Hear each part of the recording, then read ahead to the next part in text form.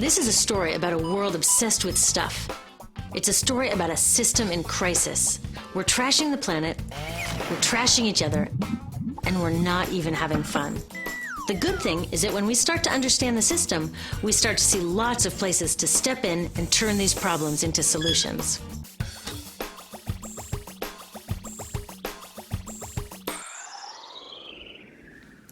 Can I tell you, I love my Pantene Pro V. Of the dozen or so personal care products that I use every day, it's the one I can't live without. Says it gives my dull hair the ultimate cool shine. How does it do that?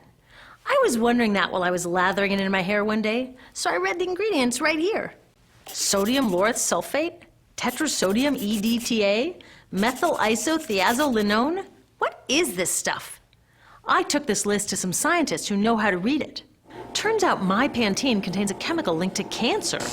And lots of other products in my bathroom, from sunscreen to lipstick and even baby shampoo, also contain chemicals linked to cancer or other problems like learning disabilities, asthma, and even damaged sperm.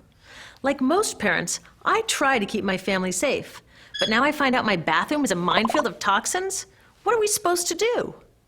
To find out the answers, we have to go back to one of the key features of our materials economy: toxics in, toxics out.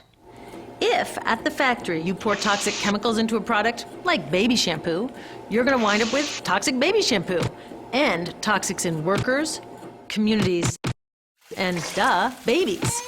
So let's take a closer look at this toxic outrage where it seeps into our lives every day, in the bathroom. The average woman in the U.S. uses about 12 personal care products daily. The average man about 6. Each product containing a dozen or more chemicals. Less than 20% of chemicals in cosmetics have been assessed for safety by the industry's safety panel, so we just don't know what they do to us when we use them. Would you fly on an airline that only inspects 20% of its planes? Of course, not all of these chemicals are dangerous, but we know that many are.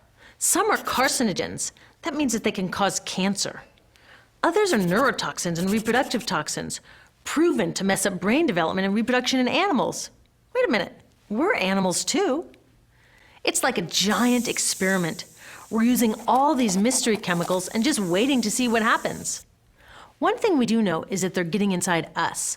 I had my body's toxicity levels tested, and I'm loaded with things like mercury, flame retardants, triclosan, and lead. We all are. Even babies are being born pre-polluted. Now, I know we can't live in a lead-free world, but do we have to put lead in our lipstick? I don't know. Maybe it's my fault. Maybe I just bought the wrong thing. At the store, the choices seem endless. I can get lipstick in 49 shades, or shampoo for hair that's too dry, oily, fine, limp, or frizzy. But what about the choices that really matter? Like the choice to buy products that are safe? It turns out the important decisions don't happen when I choose to take a product off the shelf. They happen when companies and governments decide what products should go on the shelves. So who are these companies? This is Procter & Gamble. They're the ones offering me Herbal Essences, the #2 shampoo in the country. It contains toxic petrochemicals made from oil. Since when is oil an herb? On cosmetics labels, words like herbal, natural, even organic have no legal definition. That means that anybody can put anything in a bottle and call it natural, and they do. I mean, can you imagine a top seller called Petro Essences? Gross. What's even nastier are hair relaxers marketed to 5-year-olds and skin whitening creams. These are super toxic, both in their ingredients and in the message they send about what beauty is. Ooh, here's Estee Lauder offering me a chance to help find a cure for breast cancer. That's nice. But wait, they're also using chemicals linked to cancer. Don't you think the best way for Estee Lauder to fight cancer is to stop using those chemicals in the first place? So really, I get to choose between meaningless claims on a bottle. But these guys get the real choice about what goes into those bottles. And that happens back here, at the factories where they're formulated. Why do the makers of these products use all these toxics? Are they trying to poison us? No, they're just working from a 1950s mindset when people were totally swept up in better living through chemistry. In all that excitement, they forgot to worry about human health impacts. That was years ago, and they are still using these same old toxic chemicals. Today, big cosmetics companies say the doses of poison in their products are small enough to be harmless. Yeah, maybe if you use them once a year. I guess they never get out and see that their products are being used and combined with other products every day. A little toxic dose under your arms, a little more on your hair, on your lips. And workers in nail and hair salons get dosed all day long. So the industry is used to doing things this way. And they can. Because even now that scientists have linked the chemicals they're using to all sorts of problems, there are no laws to get rid of them. You're thinking, really? Come on, nobody's making sure that the stuff we smear all over our bodies is safe? Nope. The FDA doesn't even assess the safety of personal care products or their ingredients. Since 1938, they've banned just 8 out of over 12,000 ingredients used in cosmetics. They don't even require that all of the ingredients be listed on the label. Now, this is an example where we can all agree a little more government action would be helpful. This lack of regulation leaves a huge hole that the cosmetics industry is all too happy to fill.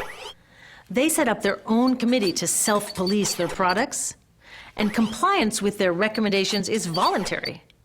So the cosmetics industry is making the rules and then deciding whether or not to follow them.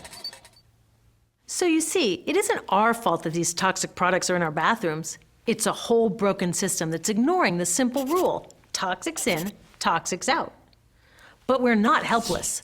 There are resources online that we can use to protect ourselves by identifying the best possible choices in the store. But the real action is with people working to change the system. Because if we really want to solve this problem, we got to start here with these guys. Women, parents, workers, people all over the country are demanding that Congress pass a new law, giving FDA the power to make sure that our personal care products are safe. We need common sense laws based on the precautionary principle. That means that when you're dealing with hazardous chemicals, just err on the side of caution. Let's not debate how much lead should be allowed in lipstick. Just get the toxic chemicals out of our products. Smarter laws would force companies to get past that old 50s mindset and figure out how to get us all clean and shiny without toxic chemicals. Can they? Totally. Many responsible cosmetics companies are already putting safer products on the market. Green chemists are developing substances that are designed to be safe and non-toxic in the first place. European governments have required the removal of many toxic chemicals, and companies have figured out how to comply. When cosmetics are reformulated to be safe and labeled honestly, then we can feel comfortable with the choices available at the store. We can choose bouncy hair or full hair, shiny lipstick or matte. We can even choose to feel beautiful without using 20 products.